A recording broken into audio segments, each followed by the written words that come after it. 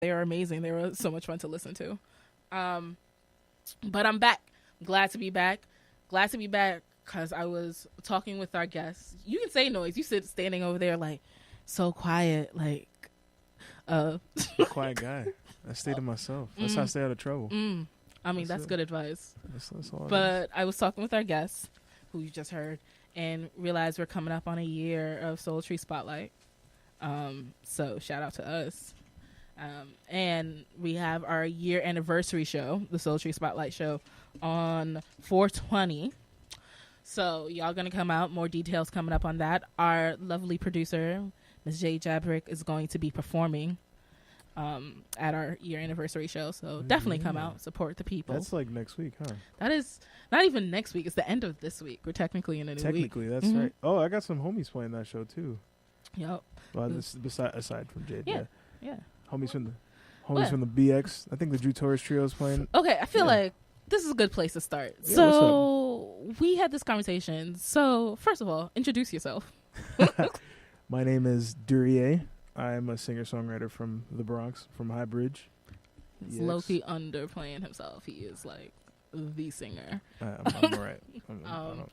But he didn't remember this, so I'm going to remind him of the first time that we met. No, you reminded me, and then I remembered. I had a moment. I'm also wearing glasses that are new. That changes my face? No, not at all. I mean sort of, because, these are dark. Maybe I should just. I got melanin. I'm dark all the time, so... Fair. Fair. I'm sorry.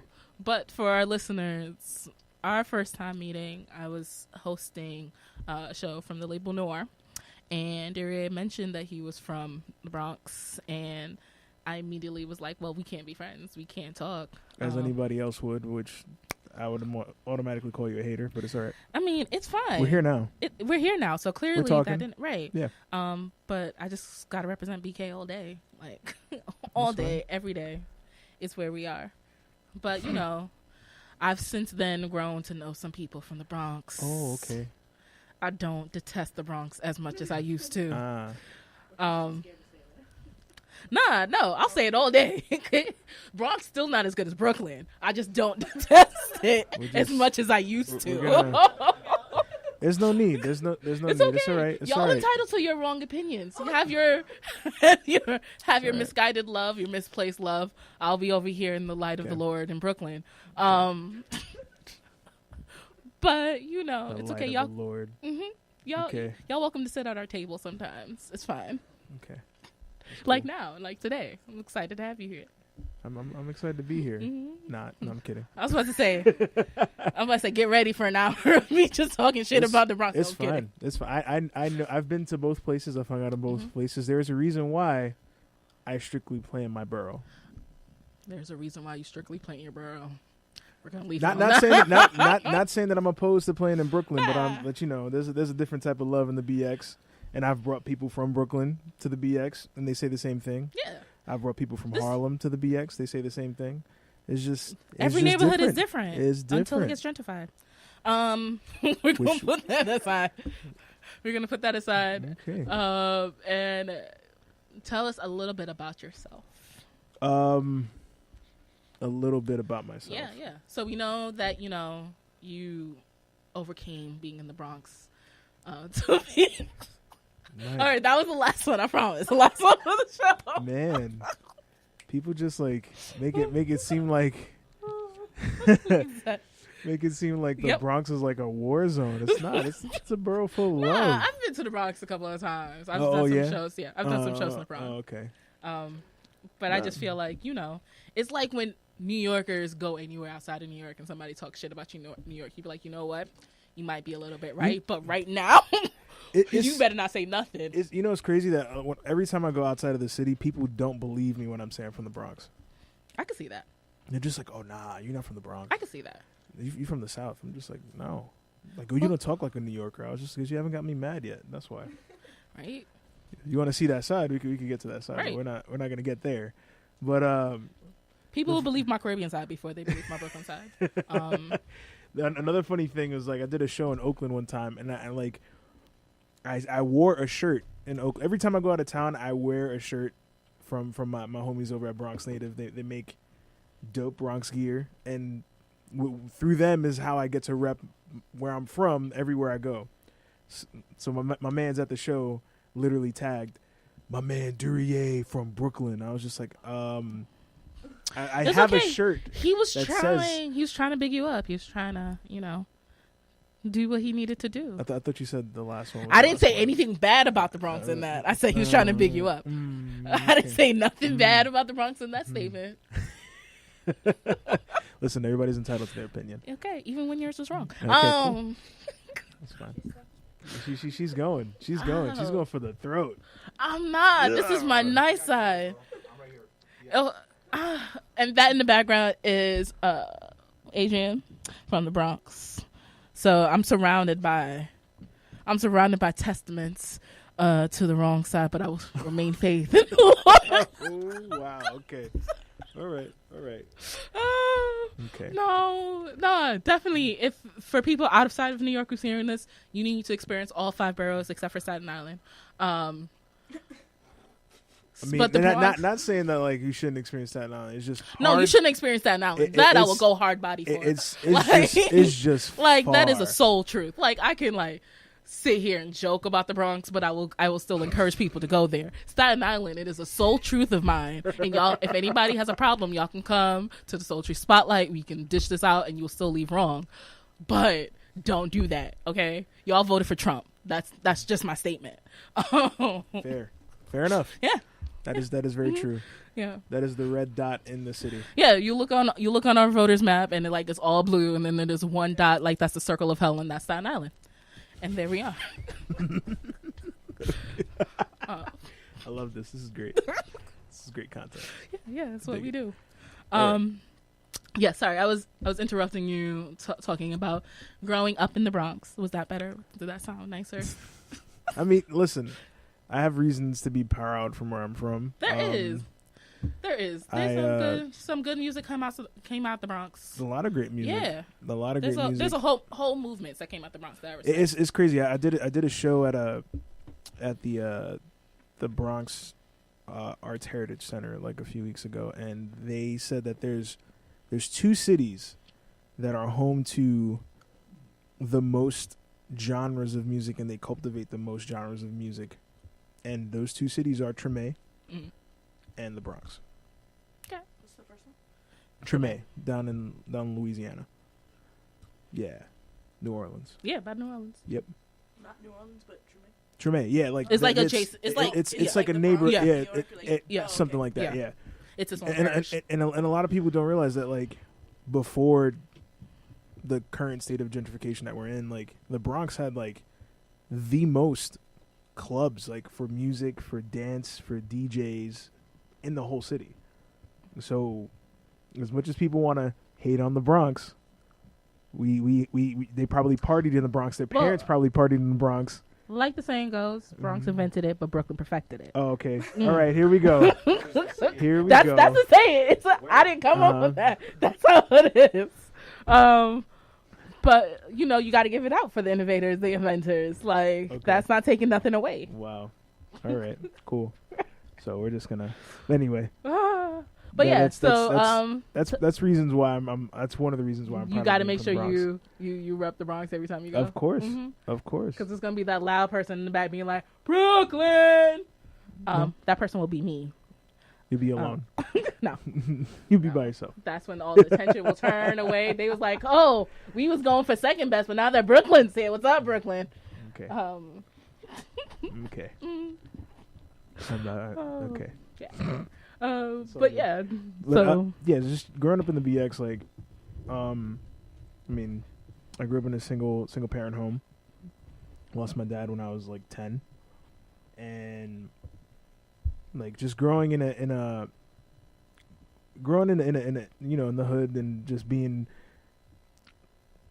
in a home like that, you kind of like feel the pressure of becoming the man of the house. I folded under that pressure very, very, very horribly, and it kind of like, kind of sent me down a path of like self-destruction and just like not wanting to do anything at all. And in 6th grade, is when I got introduced to poetry. And then through poetry, later on in life is when I discovered, like, oh, maybe I want to, like, write music at some point. And I wrote my first, like, I guess, like, song when I was in 8th grade. And I sampled Kanye's Bittersweet, took the hook, sang it, and then, like, wrote verses to it. I don't remember it at all.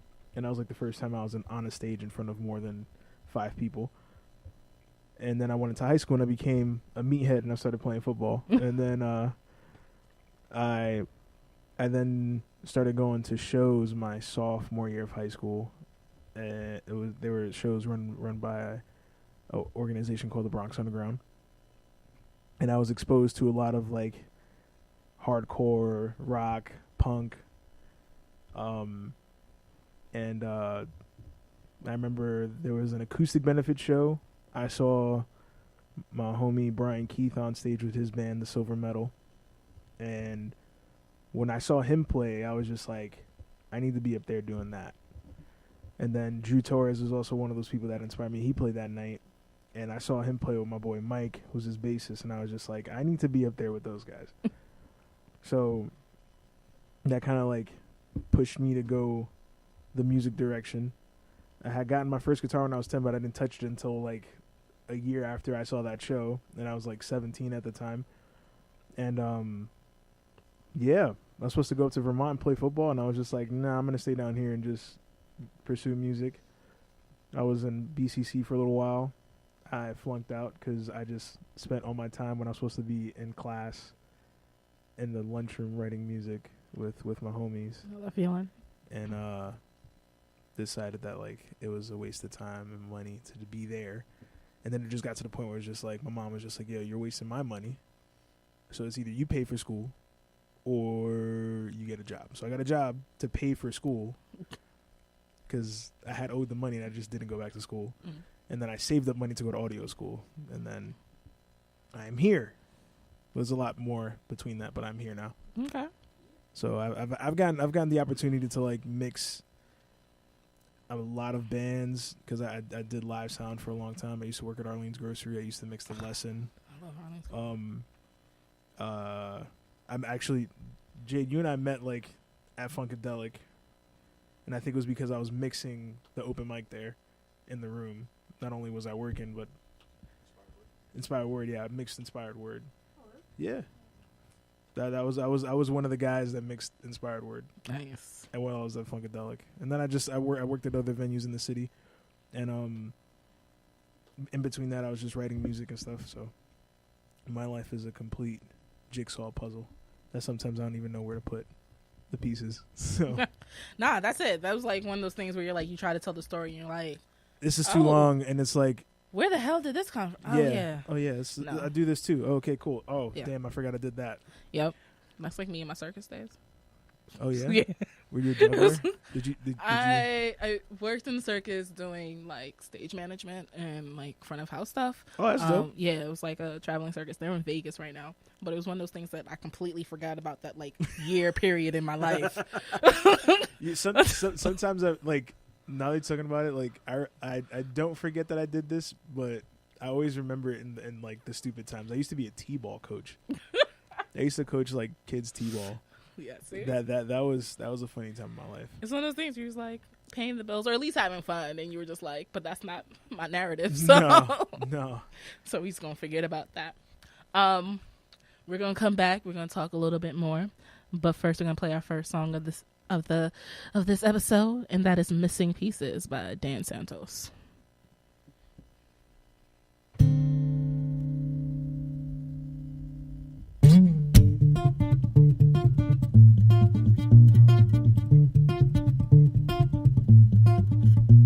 This desert's not my home. City nights, I'm alone. Filthy lights leave me cold on my own. When you're lost, but you don't know it. You're afraid, but you don't show it. Missing pieces in my head. Missing pieces in my head. And I'll find out what it means to be alone. And struggle on. Every hero meets his journey. And I am gone. And I can't let nobody hurt me. Reaching out.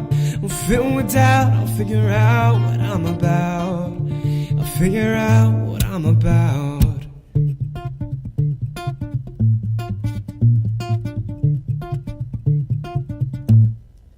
Come on, I'm too strong. I've known myself so long. Think I know the way it goes. How the hell could I be wrong? And I'm terrified to think I might not know it after all. It's so stark and dark out there. Yeah, that light seems very small. And I'll find out what it means to be alone. Soldier on.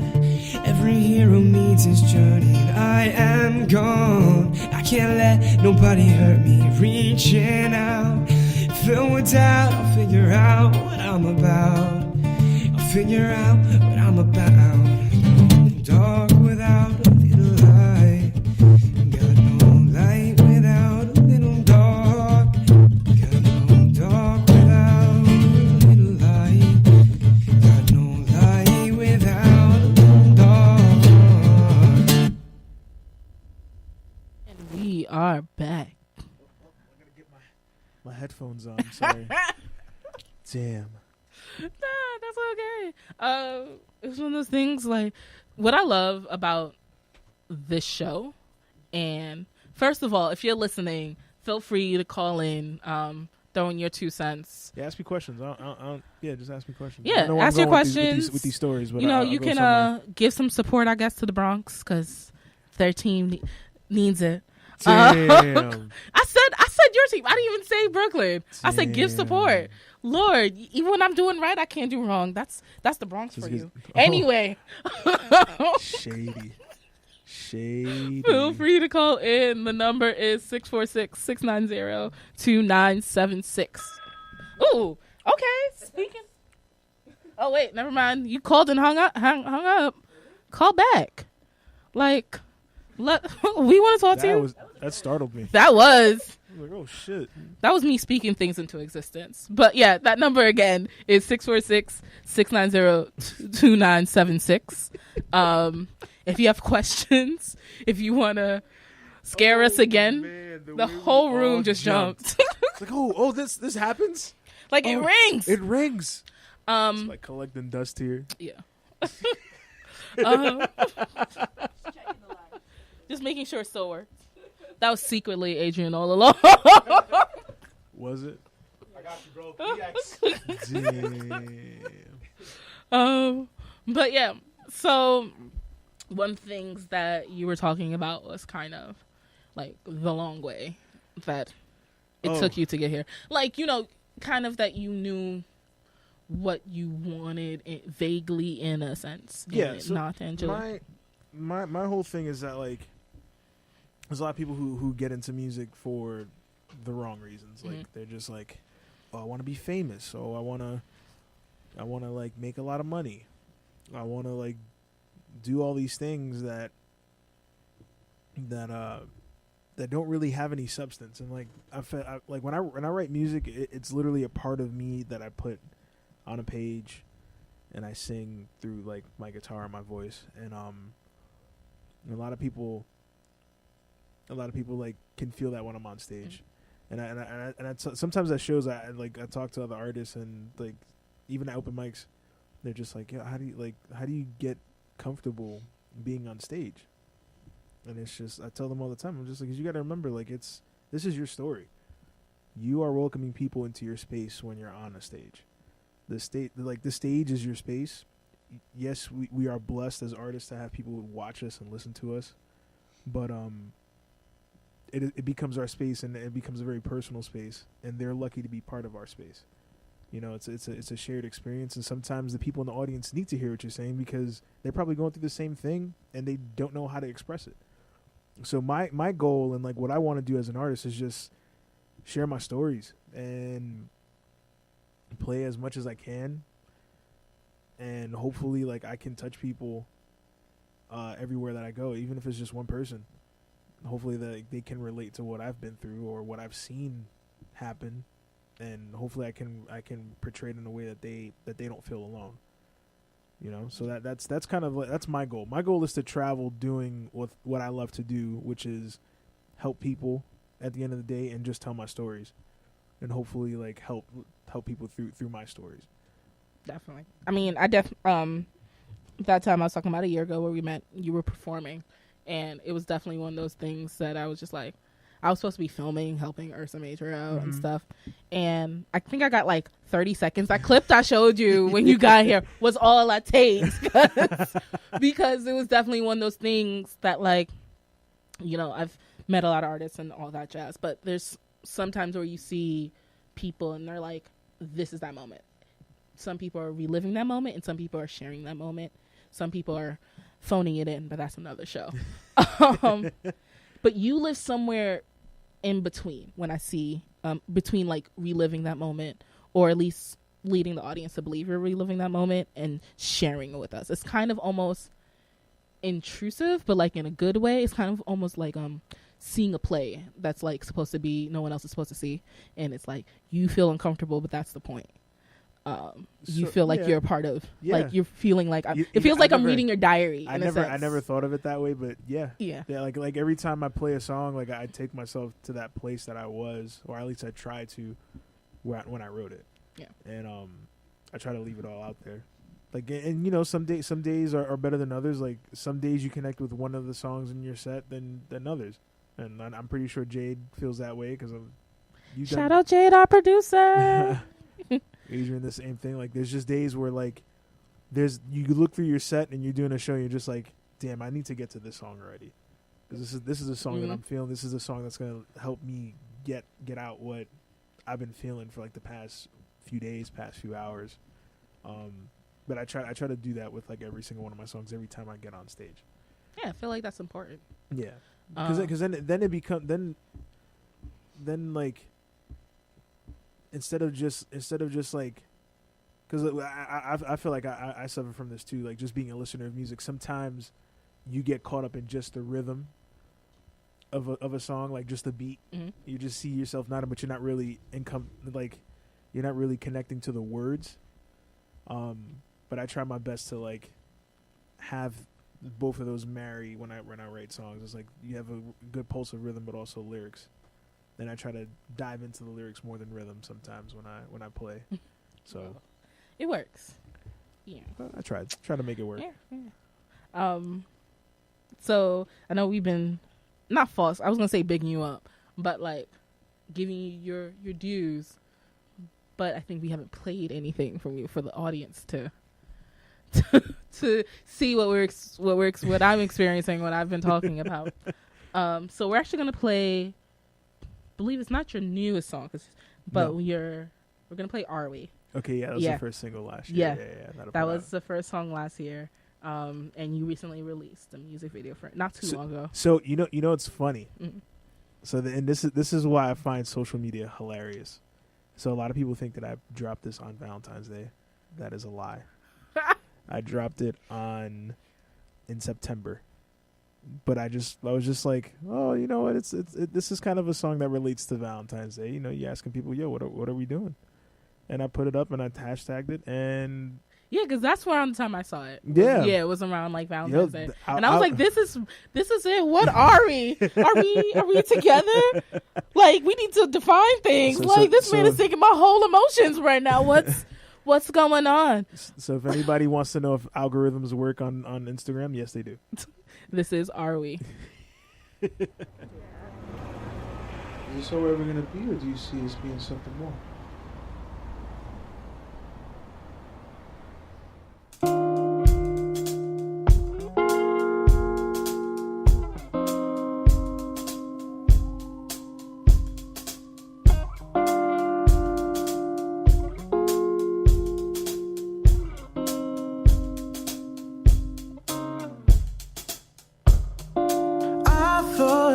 We'll be moving way too fast, and that will be in over our heads.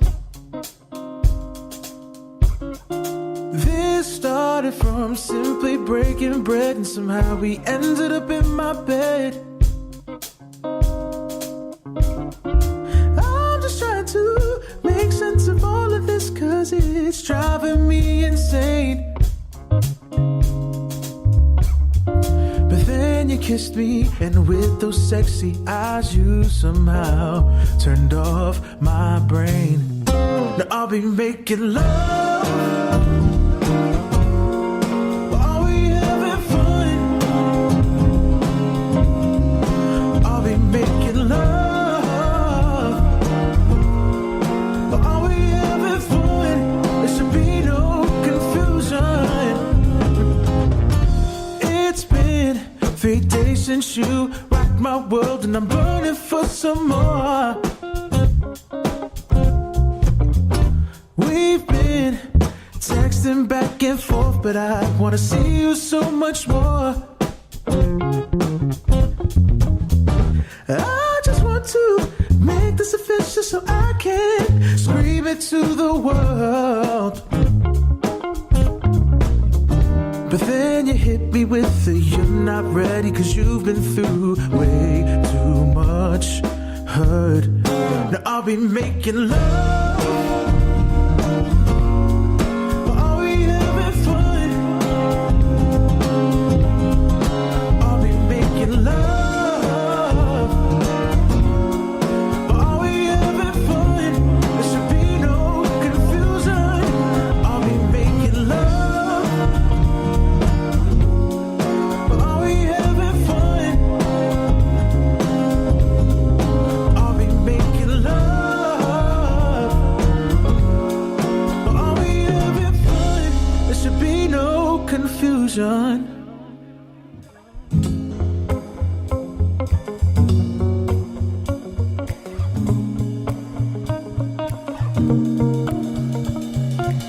I wanna be making love. I wanna be making love. I wanna be making love. I wanna be making love. I wanna be making love. I wanna be making love. I wanna be making love. I wanna be making love. I think I'm the one that you need. Making love. I wanna be making, 'cause I can give you the tender love and care that you seek.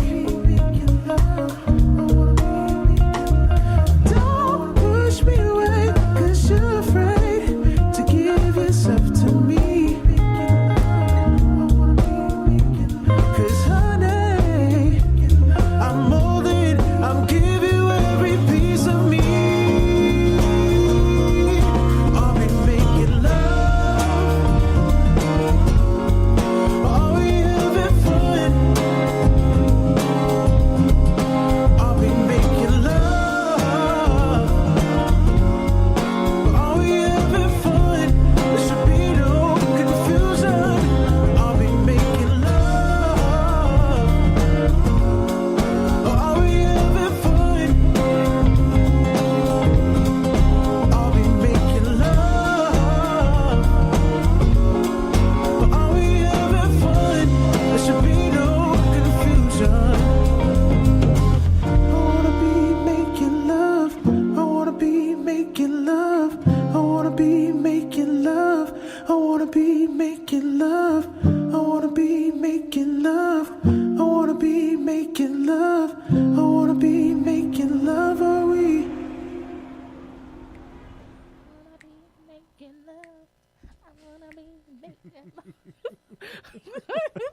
I mean, during the break we were talking about like hooks and things like catching on, and you know, stuff in music. I should get closer to the microphone. Stuff that like catches on, and you know, I want to be making love. That catches on. That's one of those things that like I think for like a week I was singing that to myself. I was just like, weird. Oh right. Just like I wanna be making love. And you know, one of those times was around my mama, and that led to an inappropriate conversation. Oh, but you know, here we are. Yeah. She was just like, yeah, and then also she thought that. So this was a little bit interesting. She thought that was like one of the older songs, so she thought like I was singing something like Betty Wright kind of era in that sense. Oh, so really? She was like, "What you know about that?" And I was like, "I know a lot about this song. What do you know?" Yeah, and my mama can sing. My mama's one of those like, shoulda, coulda, woulda church songs, church singers Okay. singing. So like, you see her taking her shoes off, you're like, oh damn, it's about to go down. My mom was one of those singers. So yeah, so she got into it and I was like, all right, Mom, I was just, Listen, that I didn't do all of this. I just came here to have a good time. I don't. I mean that era inspired me a lot. Like I'm a huge Bill Withers fan. Mm-hmm. I love Bill Withers. I love the way he writes. I love the way he sings. I had this conversation with a lot of with some of my homies from the BX, like, because I'm surrounded by a lot of great musicians uptown, and we have this conversation all the time. And it's like, I heard you sneak that in there, by the way. yeah, Uh-huh. that was just for you. That was just for you. But we always talk about it. We're just like, back in the day, like these, like the songwriters that we look up to, and this, like, they didn't technically sing well. They didn't. No, like, if you technically speaking, they didn't. But they were great. They were great writers. They felt the song, which is what a lot of music these days lack. You Absolutely. know, like you felt what they were saying, Yeah. and that's what I try to do. That's where I get my inspiration from. It's like them, a lot of '90s R&B too. 90s R&B, man. Yeah. Yep. And That's just feelings. I blame my sister for that. So me and my sister we're 8 years apart, and we shared a bedroom, and she when she was in high school, she would have to wake up at like the crack ass of dawn to go to school. And she would wake up at 5 o'clock in the morning and start playing everything from Usher to Pink to Drew Hill to 112. Tell me what you want. Tell me. Yo, 90s, yep. And then she's also a huge Mark Anthony fan. So I'm like, Yeah. at least the first like 4 or 5 albums, I could probably like at least sing the hooks to every song, which is pretty dope. So she's not my sister Eb. She's the one to blame for some of my eclectic sounds when it comes to writing music. Hey, I feel like the more eclectic your music choices are, the more you have to draw from, the more inspiration. Yeah. And also the more you're willing to diversify your sound and see what sounds good. Yep. I hear a lot of people who are just like, cool, I found my niche. This is it. This is me forever. And I was like, great. In about 3 years, you're going to start to sound stale because you don't know anything else. Yeah. And you're going to try to play the same song over and over again. And I'm going to be bored. Yeah. I mean, sometimes, like I fall into traps like that. Like I there's sometimes when I'm writing and I'm just like, oh, damn, this I wrote kind the of song already. Yeah. or like, oh, this sounds like something that I already have, or like this chord progression sounds familiar. But then I also remember that like a majority of pop songs are literally the same four chords. Yeah. Just different melodies. Yeah. And another friend of mine, like he's in a band called Synapses Firing. His name is Sean. And he's just like, bro, I don't care if it's the same 4 chords. If that's what I'm feeling, that's what I'm feeling. Yeah. And I'm gonna play it. If you like it, cool. If you don't, whatever. See, but there's a difference. There's a difference Yeah. between like, I know 4 chords and I'm gonna do everything in your mama with these 4 chords. Yeah. There's a difference between that and there's a difference between the same song. No, I hear that. Yeah. Like, you can play the same chords over, but if your lyrics are making me feel things, I'm gonna be like, damn, I don't even know what I'm feeling right now. I have a little bit of little bit of callback, but I'm still here and I'm going there. Yeah. Like I'm here in the journey with you. Yep. But there's some people out there who like literally write the same song over and over again. No, I hear that. Yeah. I hear that. So not too long ago, you were at the Apollo. Yeah. Tell us about that. It was an amazing experience. It was great. No, don't just hop in there. Tell us why you were there. I want to be on this journny with you. We just talked about you being able to do that. Okay, so a few months ago, I think it was like in October, I had put it actually over last summer. I put in my calendar that I was just like, you know what, I'm gonna do some things that I should have done already, and one of them was like audition for Amateur Night at the Apollo. So I had a gig in Philly the first Saturday that they would have an audition. So my brother drove me up from Philly the night the morning after my gig, and I was in line for like 5 hours. and Jennifer was actually in the front of that line. She's the one who Shout out to Jennifer. Yeah, so I remember coming out of the car and seeing her there. She's like, "Yo, bro, you auditioned?" And I was like, "Yeah, you." Like, I was like, "Yo, what time did you get here?" She was like, "Yo, 4:30." I was like, "Damn." I'm over here getting here at 8. I'm like halfway down the block. But and like for the auditions, they only let a certain amount of people come in. I think it's like 200 people, and I was like at the cusp of that. Like I was almost at the end, so I got lucky enough to get in. So I was online for quite a long time, and it gets to my turn, and I sing for like a minute and 30 seconds, and they're just like, "Thank you." I was just like, "Oh, that's it. Oh, okay. Thank you for having me. I'm gonna go home now and cry." So I didn't know that like they were gonna contact me later on. I was feeling kind of salty, and I was also going through a lot of like personal stuff at the time as well. So I was borderline not gonna do it.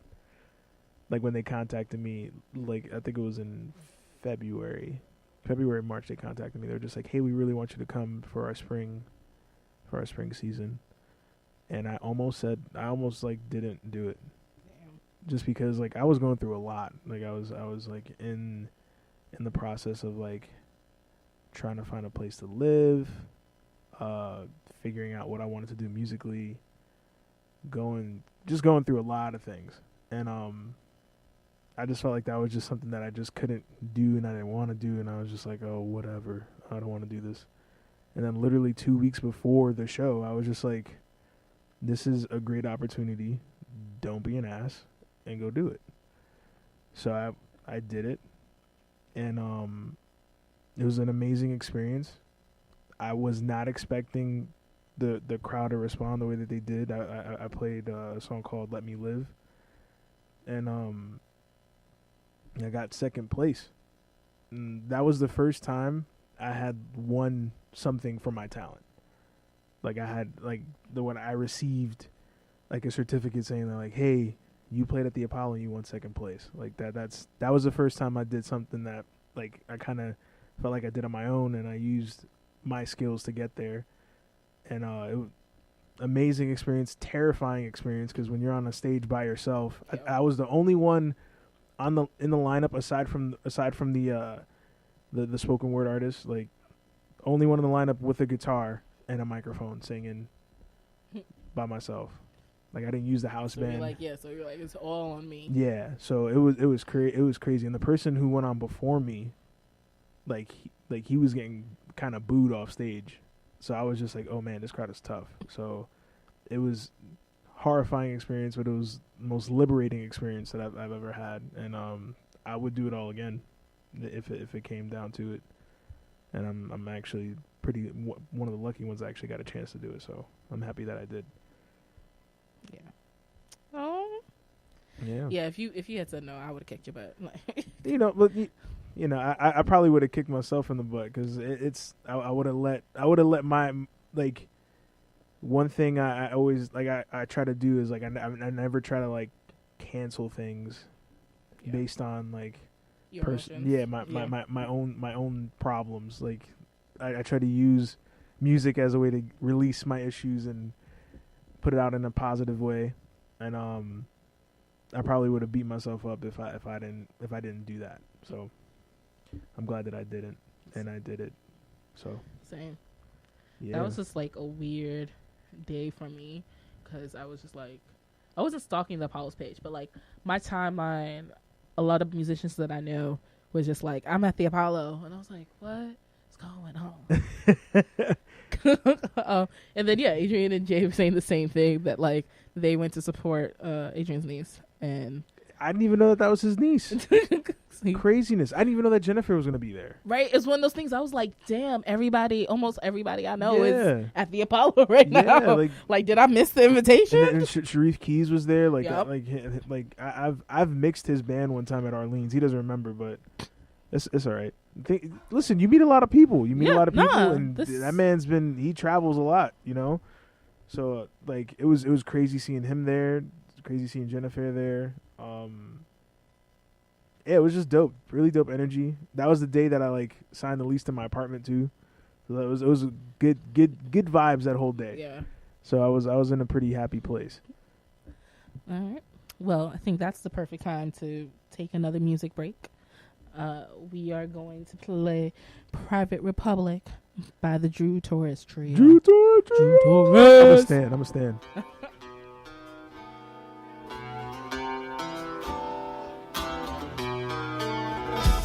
Since the same story after the disasters, we just see some greener pastures, and they all think they're about it. Private Republic, wow, never seem to give an answer. It's the same story after the disasters. We just see some greener pastures, and they all think they're about it. Private Republic, wow, never seem to give an answer. I think it's time we just a research and rebirth of design. But speech first, I rebirth the freedom of the mind. We're all the places. Taking scroll amongst us, semi-time. We're all the leaders, teachers. Truth is hard to find. Stringing along, I'm living a song, I'm feeling a strong because of all survival as a metaphor to blow through my jaws. See the war, can see a catastrophe, the breed of peace, the pieces, ain't no waste in of humanity. People in switches, suck the bullet out the vertebrae. Who is fun to let us stray? What's in the pudding, but we like the buffet. It's a choice going up since all wrong, create a foundation. Civilization, breaking apart, and segregation. Is it right to help the nation? Yeah, how we obsessed. Is it right to not get touches? Is this shit so repressed? And I see I never will, you'd have the right to be stressed. And my trust in shit's and I'm already set up for that. Cause it's the same story after the disasters. We just see some greener pastures. They all think they're above it. Private Republic, wow, never seem to give an answer. It's the same story after the disasters. We just see some greener pastures. Think they're above it. Private Republic, wow, never seem to give an answer. It's so demeaning. From the weight is always so exceeding. While recession just policing all this poverty we're breeding. Bodies that bleeding, life still ain't no reason that we're reaching us. Delirious, I'm not reaching. Something I keep on, I hope that never always needs to find it anytime. The bullets going through your mind, what can I say? Bring his precision, spinning green and yet the sad is so inherent, yet irrelevant. Police are just phony leaders, never superseders, yet they proceed to lead us, bringing all the same leadership. The leaders all defeaters, see what's the meanest, misdemeanor, defeated and treated like a deported fetus. Stop meeting, we can never relieve. And I'm a streaming rather, you just not my teeth. Sleeping on my all weekend, I'm tweaking these ceilings, revealing. I'm about to blow up in this concrete concealment. Same story after the disasters. We just see some greener pastures, and they all think they're above it. Private Republic, wow, never seem to give an answer. It's the same story after the disasters. We just see some greener pastures, think they're above it. Private Republic, wow, never seem to give an answer.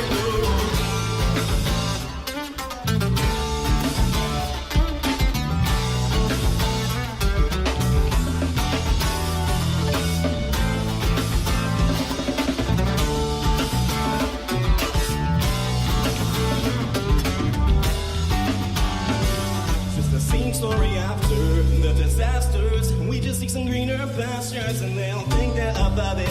Private Republic, wow, never seem to give an answer. It's the same story after the disasters. We just see some greener pastures, think they're above it. Private Republic, wow, never seem to give an answer. No. Never seem to give an answer. No.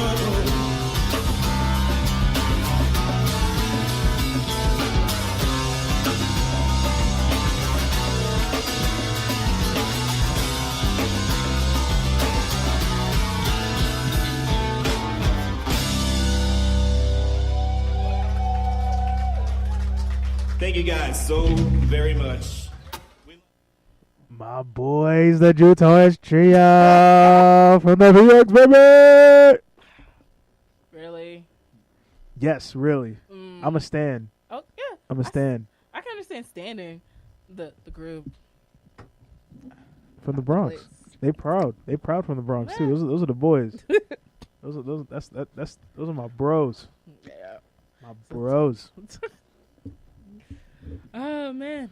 All right. So we've talked about the past. Mm-hmm. Talked a little bit about the present. Yeah. Let's talk about the future. Okay. I'd like to ask if 5 years from now you were going to say, this is what I did. Damn, it's been crazy. Can't believe I did that. What would that story look like? Damn. I wish I could tell you about tomorrow. That's what I would say. Like, well, I mean, you get the chance to write it. So, like, yeah, I guess. I mean, I don't know. 5 years from now, I mean, I would hope that like I would have seen some of the places that I like to see, or like do a few shows overseas. Hopefully, I have a slight goal. I mean, aside from music, I'm also a martial artist. I train Brazilian Jiu-Jitsu and Shotokan karate, so I'm hoping that I'll have like my black belt in one of those. Nice. Probably karate by then. Hopefully, I don't know. You know, life happens. This is true. I don't know. I really don't know what 5 years might look like. I don't know. I'm still like pretty happy as to what's going on now, and I feel like sometimes with questions like that, you get so caught up in like looking into the future, you tend to forget about what's happening right in front of you. Yeah. You know. I always like to ask that question just because, you know, I'm definitely a big believer in manifesting yeah. things. But not only that, like, I like to take the time and acknowledge what's going on right now. Yeah. But I also don't want to get complacent. I don't want to trap myself. Of course.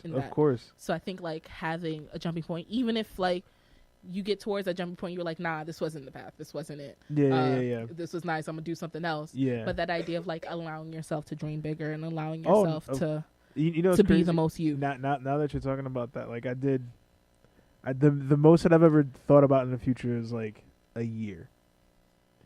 That's what I did. And, like, I'm just being honest.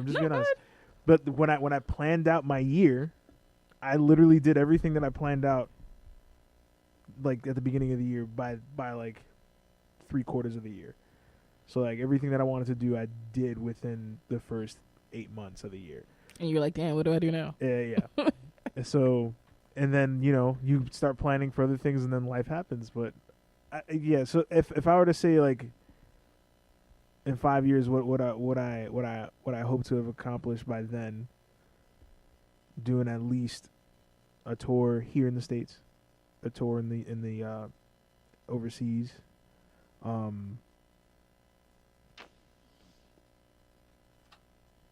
getting married, you know, what else? Hopefully deciding that I'm gonna put out an album between. You give up on the singles and life. Yeah, and that's the thing. Like, I'm at a point right now. I'm just like dropping stuff, just dropping it because I just feel like it needs to be out there, and like I got to a point where I got tired of planning things and trying to perfect things and make sure everything is perfect, because at the end of the day, nothing is perfect. Yeah. You know, you got to learn from the mistakes, and if the mistake was putting something out, then I'll learn from that. You learned from that. Exactly. So I'm going to talk about, I'm going to get a little selfish, talk about my future for a little bit. Yes. More than mine. It's a hour kind of thing. I want to talk about the Souletri Spotlight. Okay. Our year show. We talked about it a little bit. Yes. In the beginning. Yes. But it's coming at the end of this week. Yes. And I thought that was next week for some reason, because I don't know my days. Because you know what? It's weird. So I work, day job is in theater. Mm-hmm. So for me, the week is actually Monday through Sunday. Yeah. So technically this would be a part of last week, but then I have to look at a calendar year. Like, I spend my whole weekend just being like, what week is this again? Yeah. Just because of that whole transition. No, so I hear that. So definitely no worries about that. But I want to talk about, we have some shows coming up this week leading up to Saturday as well.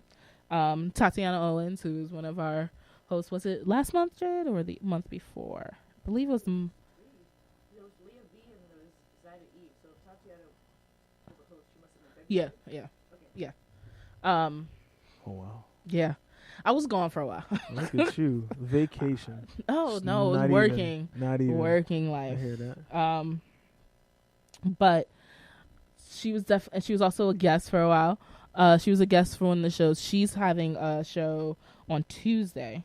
And that's Tuesday on April 16th at the Shrine Harlem. That's at 8 p.m. It's free. Come through.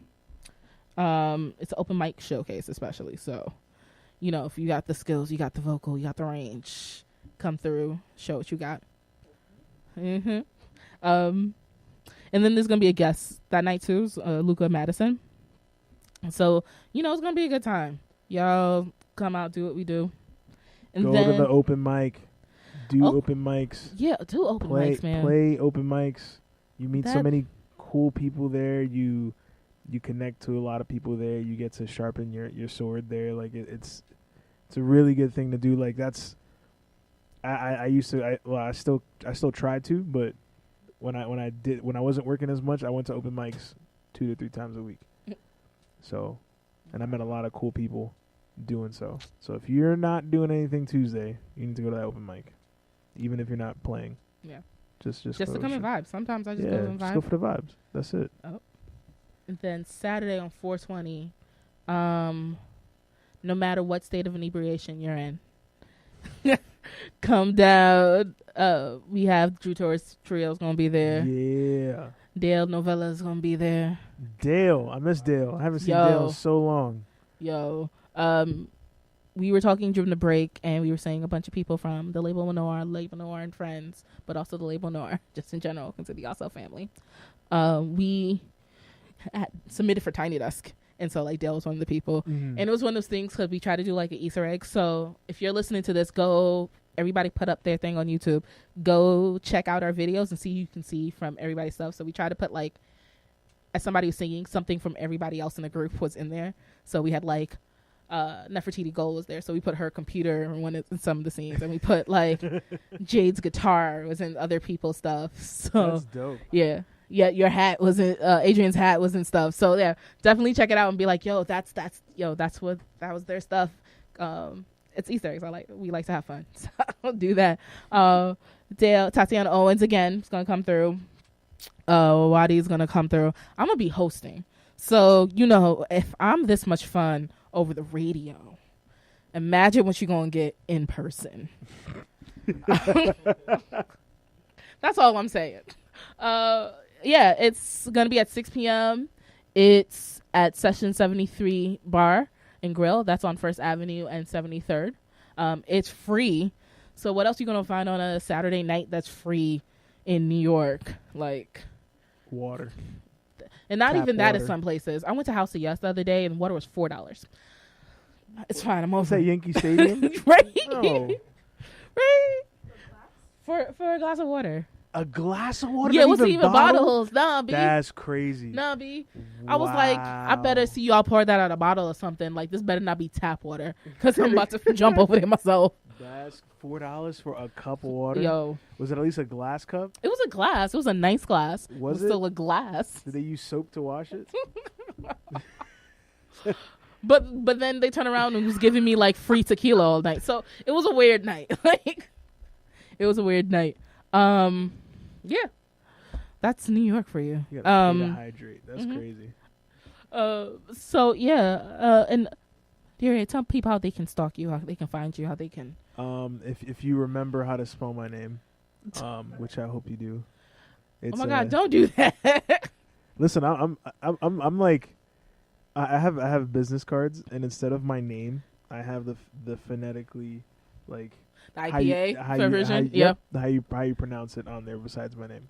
So listen, man, I spent my whole life getting my name like Durieux or something butchered. Butchered crazy. Durieux. I've been called Durex so many times. It's not even funny. I should have a sponsorship from Durex condoms, I swear. I should. What else?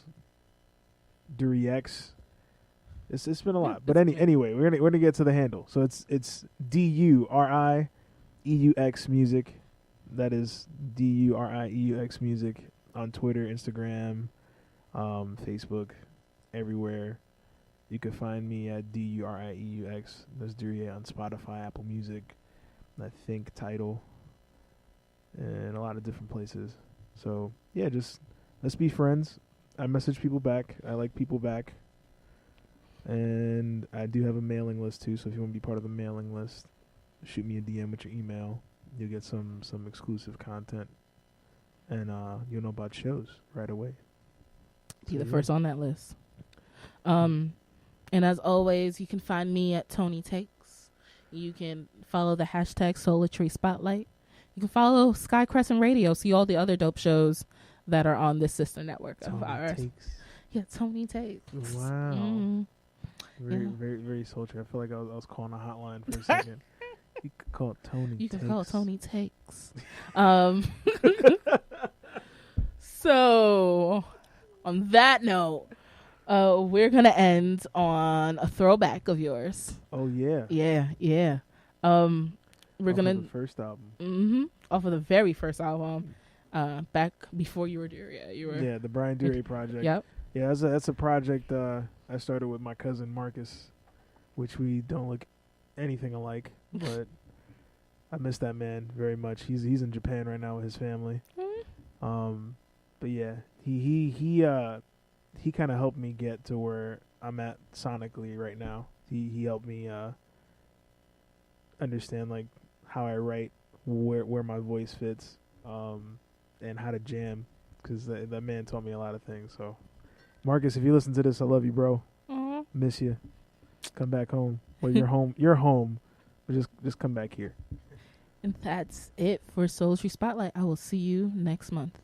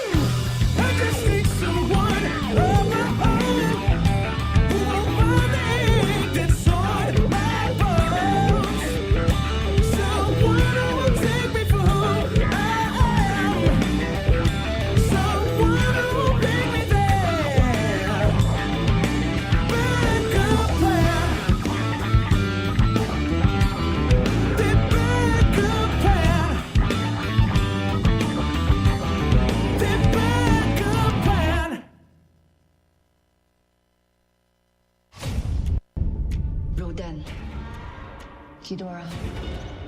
Mom. How many of these things are there? They're everywhere.